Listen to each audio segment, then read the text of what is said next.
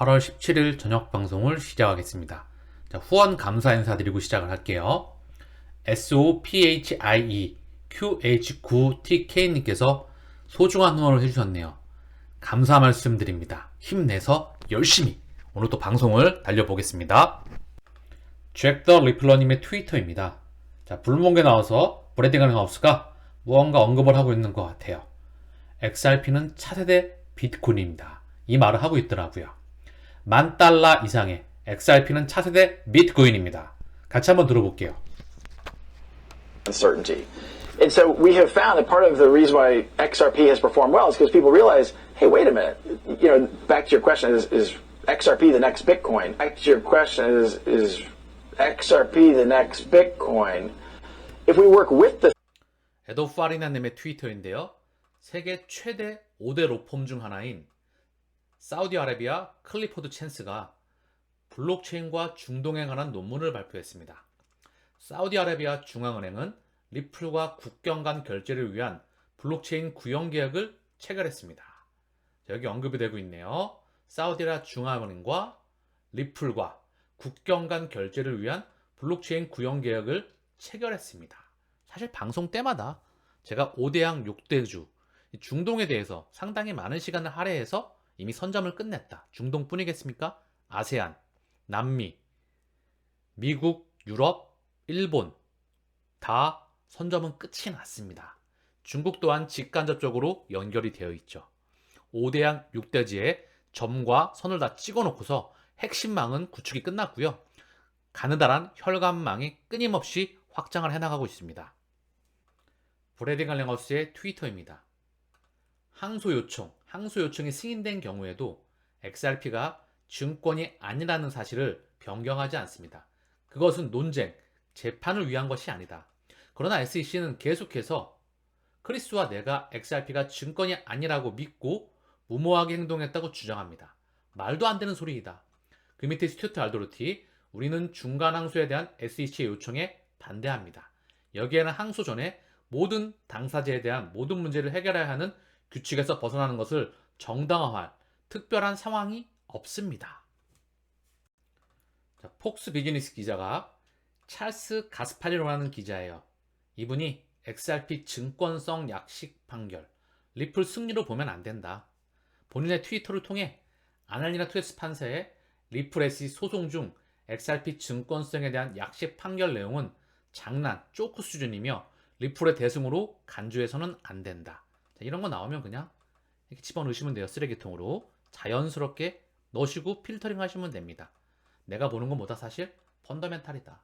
그리고 멘탈이다. 이 두 가지 끊임없이 강조하고 있죠. 방송 때마다 스위프트 2.0이 100% 필연적으로 우리 곁으로 와야 됩니다. 11년 가까이 홀세일 도매망을 구축해왔다. 제가 오전 방송에서 스위프트 2.0망 아프리카 대륙 선점이 끝났다. 그리고 강조했습니다. 이 망이 확장하는 부분에 대해서 다시 한번 복습하는 차원에서 언급을 드렸죠. 그리고 중요한 내용을 내가 너무 방송에 집중하다 보니까 중요한 걸 빼뜨렸어요. 이걸 딱 말하면서 끝을 냈어야 되는데 워낙에 집중해서 에너지를 팡팡 쏟아가면서 하다 보니까 가끔씩 놓치는 게 있습니다. 제가 아까 오전 방송에서 아티자리 아파 은행은 국경 간 결제 네트워크 리플렛에 합류하였다. 모로코의 최대 은행 중 하나였다. 그러면서 하나씩 아프리카에 대해서 확장해 나갔다. 그 부분을 언급을 드렸잖아요. 그리고 리플, MFS 아프리카와 ODL 파트너십을 맺었다. 자, 뺄게요. 하나씩 이렇게 하면서 전반적인 아프리카 대륙 선점을 끝냈고 얘는 다시 한번 미주와 그리고 미주의 중심인 웨스턴 유니온과 그리고 리플과 다시 한번 연결이 쭉 되더라. 그러면서 방글라데시 송금 기업 바로 BKC의 소프트뱅크, 알리바바 그리고 마이크로소프트가 거기 연결되어 있더라. 그리고 다시 한번 이 중심에 리플 네트워크가 있더라. 그리고 여기로 확장하려고 그랬습니다. 사실은 뭐다? BIS 국제결제은행 여기가 심장이잖아요. 전세계 스위프트 2.0 망을 깔아가는 심장이 바로 여기예요. 사령부라고 봐도 무관합니다. 사령부 IMF와 더불어서 여기 보이시죠? 범아프리카 지급결제 시스템이 들어가 있습니다. 범아프리카 지급결제 시스템 그리고 미국의 핵심 결제망, 유럽의 핵심 결제망 일본의 핵심 결제망, 중국의 핵심 결제망, 아프리카의 핵심 결제망, 남미의 또 심장이 또 들어가 있습니다. 왜? 중국의 핵심 결제망 뭐가 들어가 있죠? CIPS가 들어가 있다. 미국은 말할 것도 없죠? 피델리티부터 마스터카드, 리플, RTGS 글로벌, 그리고 더 클리어링하우스 다 들어가 있습니다. 그리고 방금 전에 제가 오전 방송에서 언급드렸던 아프리카 선점 지역, 아프리카의 중심, 범아프리카 지급 결제망이 여기 들어가 있다.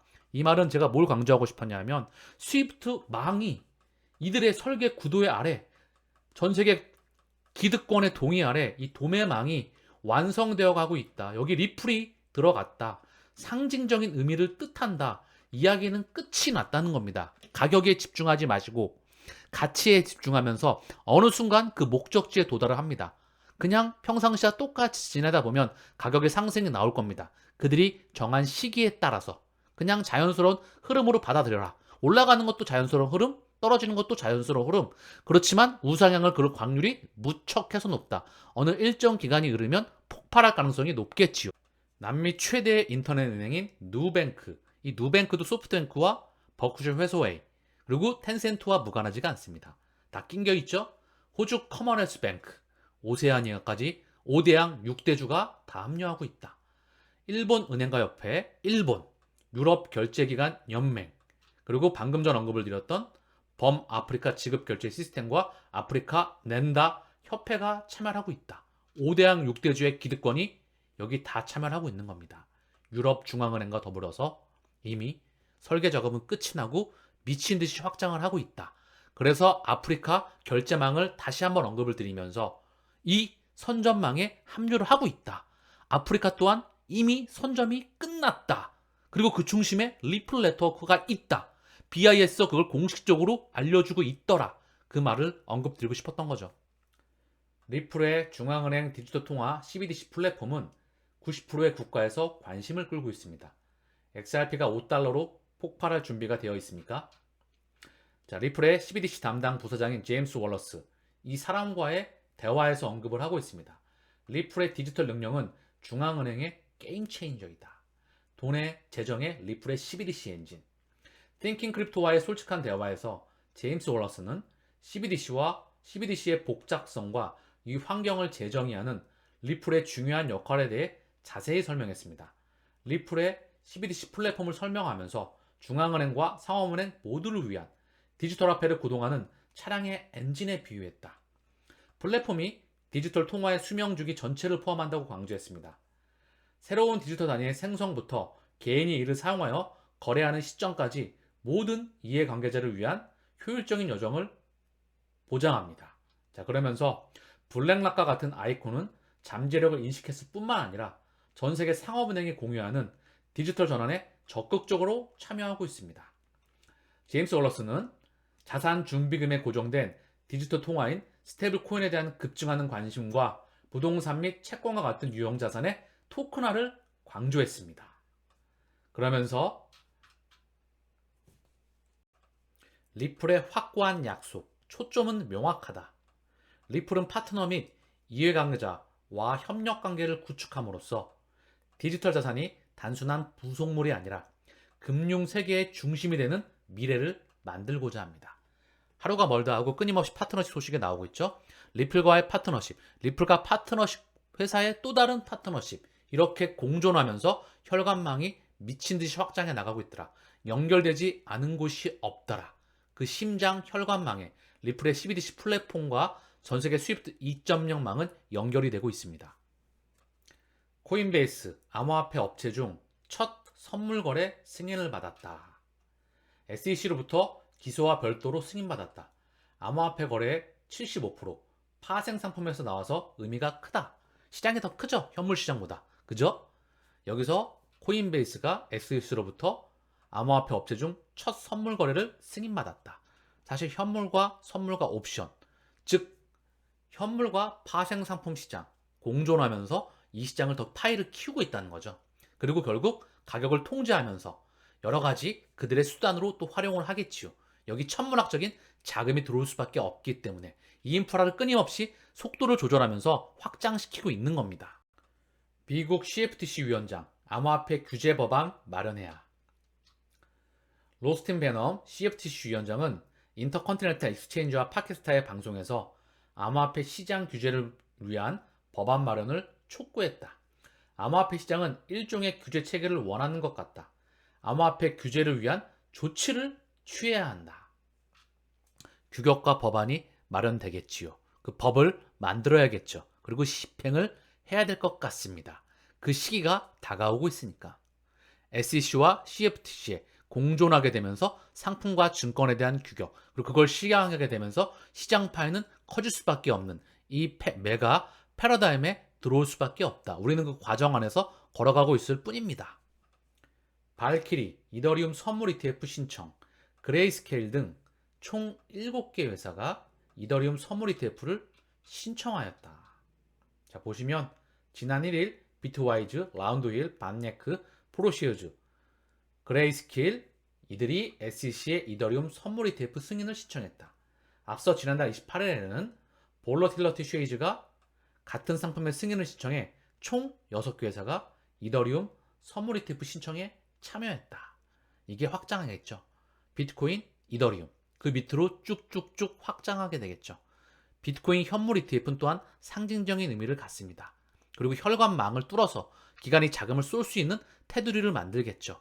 리플과 SEC의 소송, 비트코인 현물 ETF에 대한 승인, 그리고 전세계 매크로에 대한 갖가지 이슈들, 시장에 대한 유동성에 대한 쏠림, 이게 결코 맞물려서 움직이는 거라 생각을 합니다. 시장에 대한 노이즈와 파고가 세지만 결국 하반기 2024년도 중반부 기준점이라고 언급을 드렸죠. 시스템 리스크의 확장, 그 이전에 피날레를 장식을 해야 톱니바쿠, 아구가 맞습니다. 게임 체인저, 유럽 10억 달러 자산 관리자의 첫 비트코인 현물 ETF를 환영한다. 비트코인 가격을 5만 달러로 끌어올릴 것인가. 유럽에서 비트코인 현물 ETF가 승인되었다는 소식입니다. 미국보다 먼저. 유럽은 그동안 ETN밖에 없었잖아요. 현물 비트코인 ETF가 승인되면서 상징적인 의미를 갖는다. 중요한 건 미국 쪽에서 승인이 나는 게 큰 의미를 가질 것 같습니다. 블랙록, 피델리티, 그레이스케일 이들 쪽에서 현물 ETF 승인이 나온다면 사실 시장은 다른 의미를 갖겠죠. 어쨌든 중요한 건 유럽에서 비트코인 현물 ETF가 승인이 먼저 났다. 즉 시차를 두고 다가올 수밖에 없겠죠. 자코비 에셋 매니지먼트는 유로넥스트 암스테르담에서 유럽의 성부적인 스팟 비트코인 ETF를 출시하여서 이정표를 달성했습니다. 자코비 에셋 매니지먼트는 유로넥스트 암스테르담에서 유럽 최초의 현물 비트코인 ETF를 출시함으로써 주목할 만한 성과를 달성했습니다. 자, 그러면서 그동안 ETF의 개방형 구조를 강조해서 유럽 암호화 관련 금융 도구에서 일반적인 ETN과는 차별화를 했다. ETN과는 차별화가 있습니다. ETF 주주는 펀드의 실제 기본 자산의 일부를 소유하는 반면 ETN 투자자는 부채 담보를 보유한다. 규제기관의 승인과 감독을 받는 ETF에 내재된 더 큰 투자자 보호를 강조했다. 레버리지 또는 파생 상품을 포함할 수 있는 ETN과는 달리 ETF는 이러한 구속 요소를 피하여 시장 조작의 위험을 완화합니다. 자코비 ETF의 현물 비트코인 ETF 출시를 글로벌 금융 환경을 재편할 획기적인 사건으로 보고 있다. 1년은 기다려야 인도에서 인기 폭발한 자동차, 현대차의 승부수. 인도 시장 잡겠다. 현대차 GM 공장을 인수하였습니다. 연산 13만 대 규모, 탈레가온 공장, 점유율 1위, 일본 수직기 본격 추격한다. 전기차도 현지 생산 나서기로.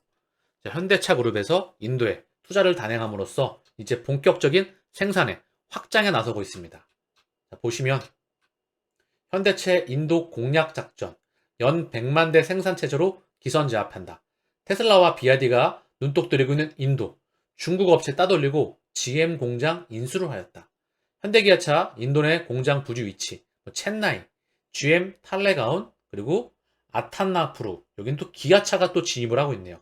현대기아차가 다 진입을 하고 있습니다. 글로벌 차 접전지에서 인도에서 승부수를 건다. 2022년 인도 신차 판매량에서 1위는 일본의 마루티 수즈키 157만 대를 팔았습니다. 41%를 점유하고 있고요. 그리고 한국 현대기아차가 21.2%, 인도의 타타가 3위입니다. 자, 인도의 타타. 여기 또 관련이 되어 있네요. 인도 거대 기업, 거의 인도의 넘버 1, 2를 다투는 타타 그룹입니다. 이게 다시 한번 리플과 연결되지요. 이걸 또 보여드린 이유가 있습니다. 전 세계 글로벌, 각 국가의 최대 기업과 다 리플은 연결이 되어 있습니다. 그게 금융권이건 거대 기업이건 또는 핀테크이건 다 그들 간에 연결이 될 수밖에 없다는 거지요. 스위프트 2.0망에 연결될 수밖에 없다. 먼저 타타를 좀 볼게요. 타타는요, 타타 그룹입니다. 이 타타. 얘네는 인도의 기업 집단이고요. 1868년도에 인도의 상인 잠세치 타타가 세운 회사이다. 타타 대우 상용차의 모회사기도 하다. 숱한 대기업 그룹이 존재하는 인도에서도 가장 규모가 큰 거대 기업 집단이다. 비유하자면 인도의 삼성으로 대한민국의 재벌처럼 온갖 업종에 진출해 있다. 자동차, 소금, 생수, 커피, 화공약품, 철강 등을 생산하며 서비스업으로는 전자제품 상점, 아웃소싱, 그리고 타타스카이, 위성방송, 통신사, 보험회사 등을 소유하고 있다. 타타그룹의 총 자산은 약 1260억 달러, 142조 원 정도이다. 계열사 중 하나인 IT 컨설팅 회사 타타 컨설턴티 서비스가 인도 내 시가총액 2위의 대기업이다. 다만 전체 그룹 내에서 TCS에 대한 의존도가 과도하게 커지고 있다는 점이 문제로 지적되고 있다. 삼성그룹 내에서 삼성전자와 같은 위치 회사가 타타그룹의 TCS인 점이다. 자, 그러면 보겠습니다. 리플, 인도 최대 IT 제공업체인 타타 컨설턴티 서비스, TCS죠. 방금 전에 인도의 삼성전자로 언급되고 있죠. 타타그룹 내에서 TCS. 삼성그룹 내 삼성전자와 같은 위치의 회사가 타타그룹의 TCS이다. 여기와 바로 송금 서비스의 리플렛 사용을 공개한다. 인도 최대 IT 서비스 회사는 최근 리플렛 제품군에 합류한 후 이미 리플랩스 기술을 사용하고 있다고 밝혔다. 타타 컨설턴티 서비스 TCS라는 회사는 다국적 대기업이며 인도 3대 기업 중 하나이며 2018년도 3월 31일 회계연도에 190억 달러 이상의 수익을 올렸습니다. 이 소식은 언제쯤 나왔죠? 2019년 4월입니다. 이미 선전망이 끝난 상태에서 시작을 하는 겁니다. 우리는 그것을 인지해야 한다. 자, 그러면 하나 더 확장해 보시죠. 인도의 타타. 이게 뭐냐면 제가 자주 보여드렸던 그림이죠. 디지털 커런시 그룹의 지배구조입니다. 디지털 커런시 그룹은 마스터카드, 나스닥이 연결되죠. 마스터카드는 웰스파고, 유니온뱅크, HSBC, CT가 연결됩니다. 그리고 JP모건, 여기 리플이 연결되고 있죠. 코인베이스, 바클레이즈. 영국의 넘버 1, 2 펀치 HSBC와 바클레이즈. 여기 다 연결이 되어 있죠. 여기 아메리칸 익스프레스와 타타가 다시 한번 언급되고 있습니다. DCG. 여기에 타타가 또 연결되고 있는 그림이 보인다는 거죠. 다시 이들은 리플과 연결되고 있다. 그럼 뭐죠? 뿌리가 같습니다. 전 세계 인프라를 설계하고 깔아나가는 그 뿌리 망은 결국 연결될 수밖에 없습니다.